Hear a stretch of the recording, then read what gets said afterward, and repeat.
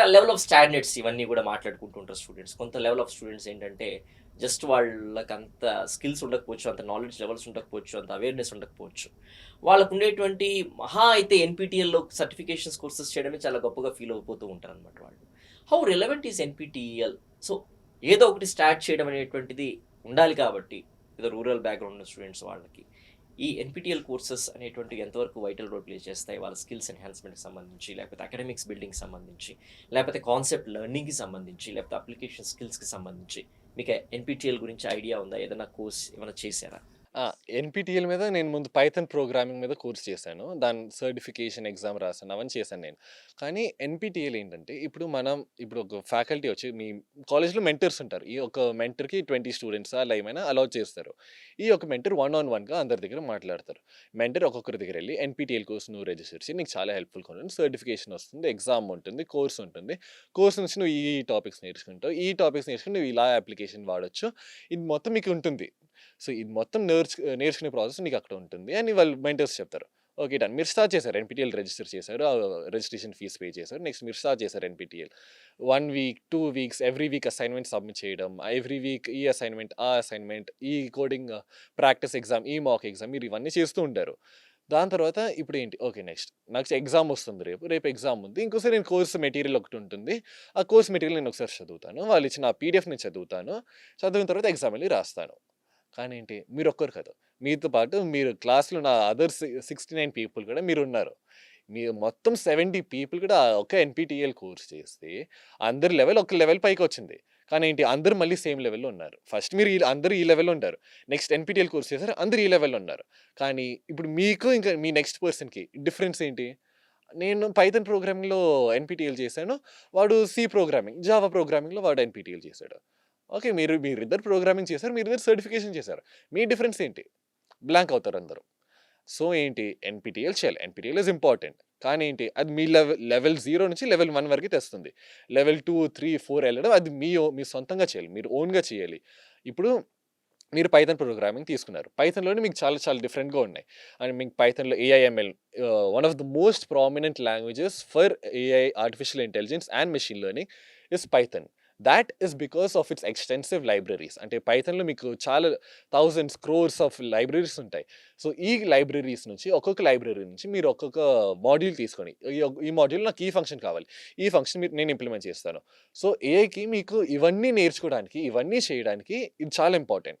So, Python మీరక్కడ నేర్చుకున్నారు. Python నేర్చుకున్నారు. ఓకే. Very good. నెక్స్ట్ ఏఐఎంఎల్‌కెళ్ళు. లేకపోతే నేను జావా చేశాను. జావాలో ఏంటి? జావాలో బైట్ కోడ్ ఇన్‌స్ట్రక్షన్స్ అని ఒకటుంటుంది. ఈ బైట్ కోడ్ ఇన్‌స్ట్రక్షన్స్ ఏముంటుందంటే, ఇప్పుడు మీరు ఒక ల్యాప్‌టాప్‌లో మీరు కోడ్ రాసారంటే, ఆ బైట్ కోడ్ ఇన్‌స్ట్రక్షన్స్ అనేది మీకు ఒక చిన్న ఫైల్. ఆ చిన్న ఫైల్ మీకు మీ ఫ్రెండ్‌కి పంపించి, వాడి ల్యాప్‌టాప్ కూడా ఎగ్జిక్యూట్ చేయొచ్చు. ఇప్పుడు మీది విండోస్ ల్యాప్‌టాప్ అయినా, మీది గేమింగ్ ల్యాప్‌టాప్ అయింది. వాడిది మ్యాక్. ఆపరేటింగ్ సిస్టమ్ డిఫరెన్స్ ఉంటుంది. లేకపోతే మీది ఎక్స్64 ఆర్కిటెక్చర్. మా ఫ్రెండ్ ఎక్స్32 ఆర్కిటెక్చర్. ఈ ఆర్కిటెక్చర్ డిఫరెన్స్ ఉంది. ఇదేం అవ్వదు. ప్రాబ్లమ్ ఏముండదు. ఎందుకంటే ఈ బైట్ కోడ్ ఇన్‌స్ట్రక్షన్స్ ఇలా డిఫరెంట్‌గా చేస్తుంది. డిఫరెంట్ సిస్టమ్స్ ఆర్కిటెక్చర్ న్యూట్రల్‌గా ఉంటుంది. సో, జావా తీసుకున్న తర్వాత మీరు సాఫ్ట్‌వేర్ జాబ్స్‌లో వెళ్ళొచ్చు. ఎలా? వెబ్ డెవలప్‌మెంట్, యాప్ డెవలప్‌మెంట్ దీంట్లో ఈ బైట్ కోడ్ ఇన్‌స్ట్రక్షన్స్ చాలా పెద్ద రోల్ ప్లే చేస్తాయి. ఎందుకంటే మీరు గూగుల్‌లో చూసి ఒక ఇన్‌స్టాల్ బటన్ నొక్కితే మీరు యాప్ మొత్తం ఇన్‌స్టాల్ అవుతుంది. ఎలా? ఆ ఇన్‌స్టాల్ బటన్ లోపల మీకు ఆ బైట్ కోడ్ ఇన్‌స్ట్రక్షన్స్ ఉంటుంది. ఆ బైట్ కోడ్ ఇన్‌స్ట్రక్షన్ అది రన్ అయ్యి మీకు యాప్ ఇన్‌స్టాల్ అవుతుంది. మీకు యాప్ ఓపెన్ అవుతుంది. సో, ఇలా డిఫరెంట్‌గా అవ్వడానికి మీకు జావా యూజ్‌ఫుల్‌గా ఉంది. ఓకే. నాకు కొంచెం ఇస్రో మీద, స్పేస్ మీద నాకు ఇంట్రెస్ట్ ఉంది. కానీ స్పేస్‌లో నేను ఆల్రెడీ సీఎస్‌ఈ తీసుకున్నాను. నేను ఆస్ట్రోఫిజిక్స్‌లోనో, లేకపోతే ఏరో సైన్స్‌లోనో తీసుకుంటే నాకు దీనికి అంటే స్పేస్ సైంటిస్ట్ రిలవెంట్ జాబ్స్ ఉంటుంది అని చాలామంది అనుకుంటారు. కానీ సీఎస్‌ఈ నుంచి కూడా అటువైపు ఉంది. ఎలా? సిమ్యులేషన్స్.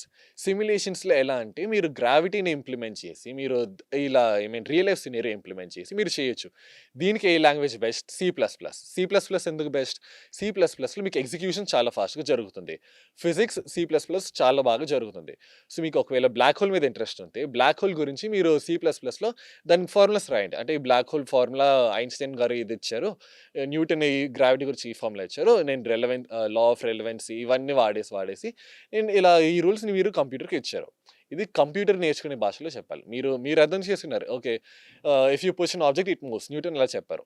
కానీ ఏంటి మీరు స్టూడెంట్స్‌కి చెప్పేటప్పుడు ఇంకొంచెం ఈజీగా చెప్పాలి. మీకు ఒకవేళ సైంటిస్ట్‌కి చెప్తున్నారు ఇంకొంచెం హార్డ్‌గా చెప్పాలి. అలానే కంప్యూటర్ కూడా ఎక్స్‌ప్లెయిన్ చేయడం. మీరొక సిస్టమ్ చెప్తున్నారంటే దాని భాషలో దానికి అర్థం చేసేటట్టు చెప్పాలి. ఇప్పుడు మనకి ప్రాంప్టింగ్‌లో ఫస్ట్ నేను write a letter to principal అని చెప్పాను. సెకండ్‌లో మొత్తం డీటెయిల్‌గా ఇచ్చాను. ఇలా డీటెయిల్డ్ వెర్షన్ మీరు కంప్యూటర్‌కి ఇస్తే ఆ కంప్యూటర్ కూడా అది అంత డీటెయిల్‌గా మీకు అవుట్‌పుట్ ఇస్తుంది. సో, ఈ సిమ్యులేషన్‌లో మీరు గ్రావిటీ ఇంప్లిమెంట్ చేయాలంటే ఈ ఫార్ములాస్ ఉన్నాయి. నాకు ఈ వీడియో ఇలా నాకు కనిపియాలి. ఇప్పుడు కంప్యూటర్ విజన్ అనేది మీకు పైథాన్‌లో చేయొచ్చు, సి ప్లస్‌లో కూడా చేయొచ్చు. ఎలా సి ప్లస్‌లో సిమ్యులేషన్స్ వల్ల. దీనివల్ల మీరు ఒక లాంగ్వేజ్ చూస్ చేసుకుంటే ఆ డొమైన్‌లో ఎళ్ళొచ్చు. లేకపోతే మీరు ఒక డొమైన్ చూస్ చేసుకొని నాకు ఏఐఎంఎల్ మీద ఇంట్రెస్ట్ ఉంది. నేను పైథాన్ చేయాలి. డేటా సైన్స్ మీద ఇంట్రెస్ట్ ఉంది. పైథాన్‌లో పాండాస్ చేయాలి. పాండాస్, టెన్సర్‌ఫ్లో ఇవన్నీ చేయాలి. కాదు నాకు యాప్ డెవలప్‌మెంట్‌లో ఇంట్రెస్ట్ ఉంది. యాప్స్ చేయాలని ఉంది నాకు.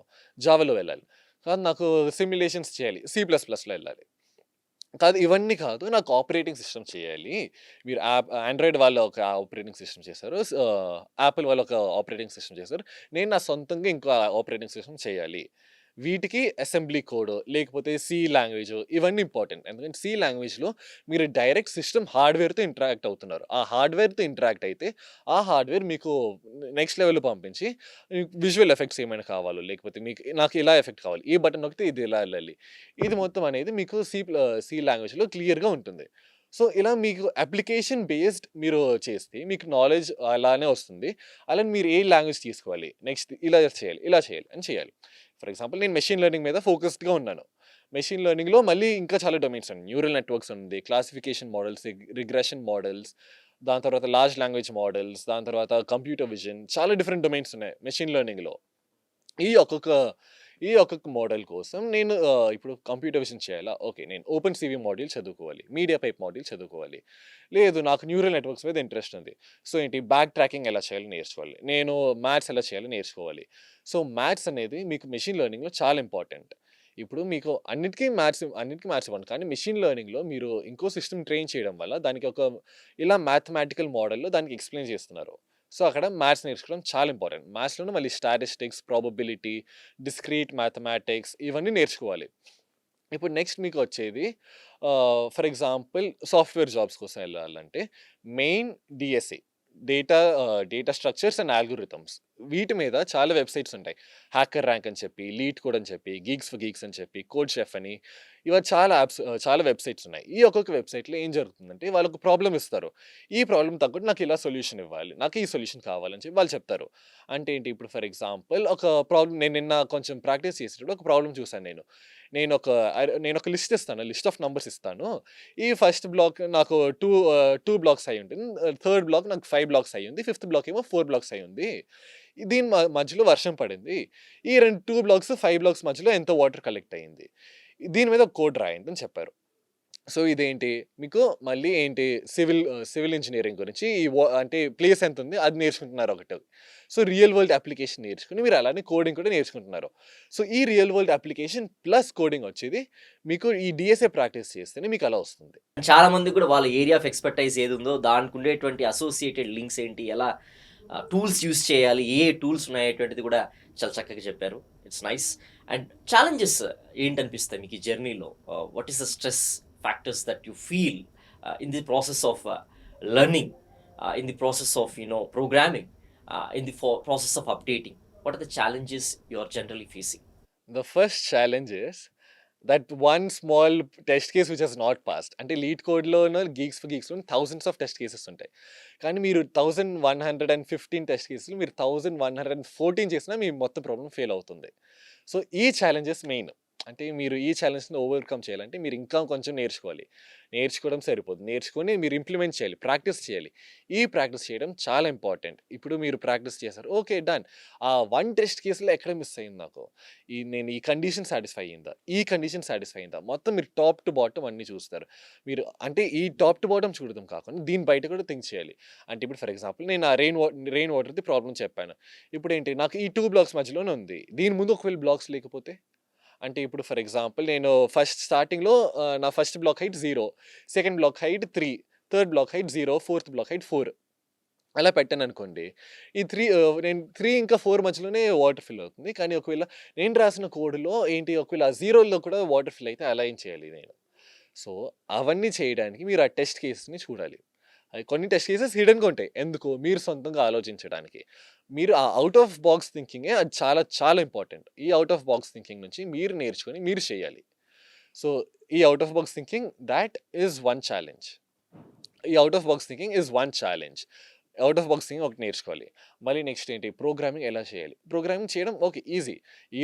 ఈరోజు మీరు ప్రోగ్రామింగ్ చేసినా, చేయకపోయినా నెక్స్ట్ ఏంటి? ఏఐ నుంచి నేను చేయొచ్చు ప్రోగ్రామింగ్.